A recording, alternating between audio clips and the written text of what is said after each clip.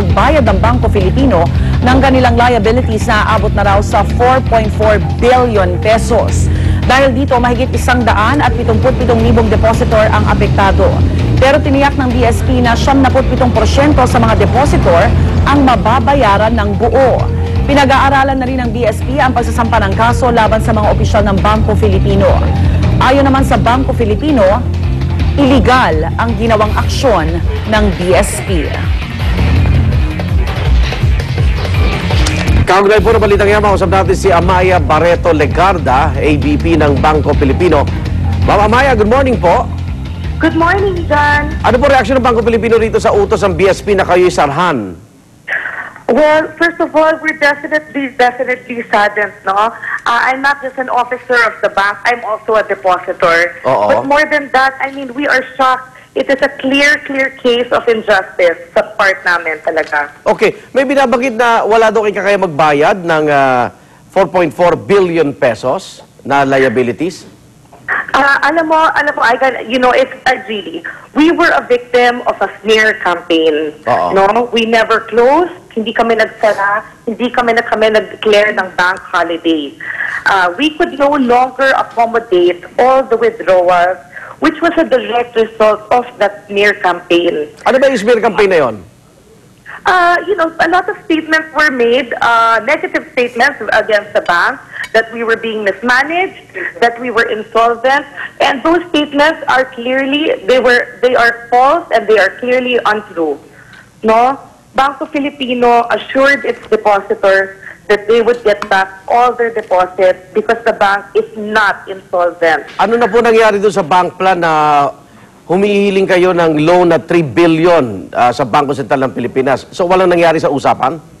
Walang nangyari sa usapan. We made a request for financial support. Okay? Nag-request kami ng emergency loan, and the request for our financial support and our emergency loan is no different from those that have been granted to other banks. And Bangko Filipino is qualified for this emergency loan. We have, meron kaming mga assets. We have the assets way and beyond to support that loan. Eh bakit to parang ginigipit kayo ng Bangko Sentral, Ma'am Amaya? Well, guys, baka pwede silang magsagot niyan, di ba? So, ano mangyari, ano susunod yung hakbang? Kasi wala ho kayo, pag sinabing magsara kayo, wala kayong makukuha anumang tulong pinansyal na mula sa Bangko Sentral, di ba? Well, right now, you know, Igan, gusto lang yun talaga, no? It is not true. It is a lie that the bank was mismanaged.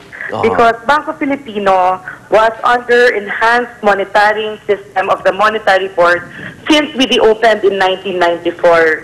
Noon pa, we are under BSP controllership who passes upon all transactions of the bank. We were never once sanctioned by the Monetary Board for any unsafe practice. Okay, habang nagbabanggaan ng Bangko Sentral tsaka ang Bangko Filipino, kamusta yung mga depositor? Anong aasahan sa mga branches ninyo, Ma'am Amaya?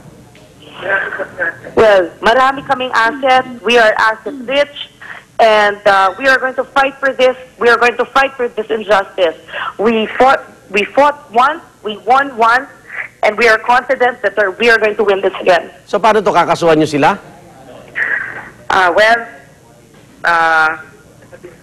That depends on the BSP. Okay. Maraming salamat po. Salamat po, good morning. Good morning. Amaya Barreto Legarda po, AVP ng Bangko Filipino.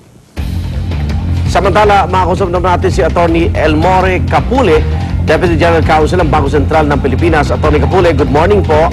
Good morning, kabayan. Opo. At sabi po ng Bangko Filipino, illegal daw yung ginawang pag-take over sa kanilang bangko. Ano po reaction nyo? Well, ganito kasi yan, ano? Sa batas natin, sa charter ng Bangko Sentral, may mga grounds where we are going to place a bank under receivership. Now, na-establish ho namin lahat ng grounds kung bakit dapat silang isara. Unang-una ho, insolvent na sila, negative capital.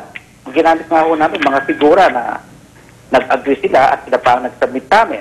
Kasi hindi na ho nila nababayaran ng kanilang mga obligasyon dahil sa Philippine Clearing House nga, ang alam namin, no, ang alam ko, they have around 700 million na unpaid checks, no? Last, I think Monday or Tuesday. And for the past 3 years, lugi sila by around 2.6 billion a year. Na pag pinagsama-sama mo, ang laki ng amount nga, no?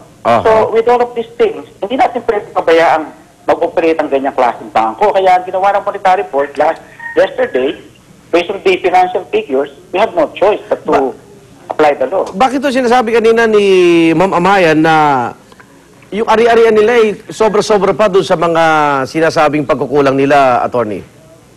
Ewan ko kung saan nakuha yung mga figures, ano? Pero lahat po ng figures namin, matagal na po namin minomonitor yung bangko na yan.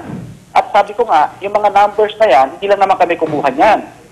Pati sila nag-agree sa mga numbers na ginamit namin. Ano ba ang kanilang asset? Ano ba ang kanilang liabilities? Okay. Ang mathematics lang po kasi yan eh. Okay. Habang kayo nagkakaroon ng mga problemang legal dyan, yung manonood natin, mga depositor, no, pinaghirapan nila at pinagpawisan yung pera, makukuha ba nila ito ng buong buo, attorney? Hindi, ganito kasi, no? Actually, isang magandang balita dyan, almost 97%, no, ng depositors ng Bangko Pilipino ay covered ng deposit insurance up to 500,000. Meaning, yung 97% babayaran ng buo ang kanilang deposit. Okay. So, yan ang importante sa atin dahil yan ang mga basa. Pero 500,000 lang yun eh. Ha? 500,000 pesos lang yun. Yeah, 500,000. O, kunyari may nakadeposito may 3 milyon. Yan, okay. Yan yung 3% na lang na natitira. Aha. Ang mangyayari dyan, 3% na lang ng population na iba dyan. Ang lalaki ng deposits, no? Ang mangyayari na lang dyan, mag-share sila sa assets ng Bangko Pilipino kapag Pag nabenta. Yeah, bebenta yan ng PDIC. O, yung kunyari immediate need na ito eh. Hindi ba pwedeng kayo na bumalikat dun sa withdrawal sila, attorney? May ganun bang policy? Wala ho tayong kapangyarihan dyan eh. Nakalagay lang ho sa batas kung ano yung extent ng deposit insurance. Nako, bakit ito hinayaan lumaki ng ganito ang problema ng Bangko Pilipino?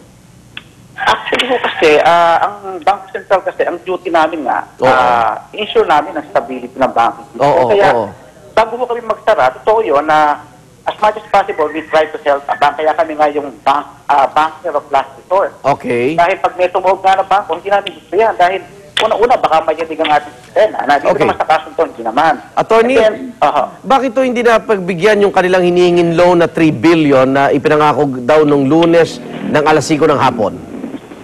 Yun ho kasi 3 billion doon, sa patas natin, pwede lang kami magbigay ng emergency loan kung ang bangko ay hindi insolvent. Ngayon, nakita ho namin na insolvent negative capital. Okay. Pag ho nagbigay kami ng 3 billion, pero ho ng bayan niya, hindi namin pera lang yan, ano? Lugi na. Di kami, parang kayo, hindi kayo pwede magpautang sa isang tao na lugi. Paano kayo babayaran? Lalaki lang ating exposure. Okay. Okay, yung mga depositors ang pwedeng tumawag para mapaliwanagan naman, attorney?